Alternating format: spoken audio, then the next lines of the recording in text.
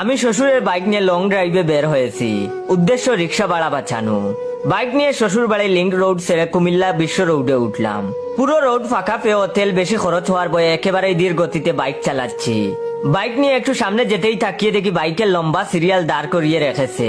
পুরো রাস্তা ফাঁকা থাকার পরেও সবাই সিরিয়ালে কেন দাঁড়িয়ে আছে তা দেখার জন্য আরেকটু সামনে যেতেই দুজন পুলিশ হাত দিয়ে বাইক থামিয়ে ধমক দিয়ে বলল, দেখোস না সবার ড্রাইভিং লাইসেন্স চেক করছি, সবাই দাঁড়িয়ে আছে, দেখেও সামনে আসলি কেন? দেখি তো তোর ড্রাইভিং লাইসেন্স। আমি তখন বাইকের পিছনের সিট থেকে কাগজ দিয়ে মুড়ানো শ্বশুরের ড্রাইভিং লাইসেন্স কার্ড বের করে পুলিশের হাতে দিলাম। পুলিশ তখন কার্ড হাতে নিয়ে একবার আমার দিকে তাকাচ্ছে, আরেকবার কার্ডের দিকে তাকাচ্ছে। অবশেষে অনেক বিশ্লেষণ করে বলল, এই কার্ড তো কোনোভাবেই তোর হতে পারে না। আমি তখন বললাম, কেন পারে না স্যার? তখন তিনি বললেন, কার্ডে দেওয়া ব্যক্তির ফটোতে মুখ ভর্তি দাড়ি, আর তোর মুখে তো কোনো দাড়িই নেই। আমি তখন নরম স্বরে বললাম, এগুলো আমারই দাড়ি, বিয়ের আগে কেটে ফেলেছি, যেন সিস্টেমে বয়স বউয়ের চেয়েও কমিয়ে আনা যায়।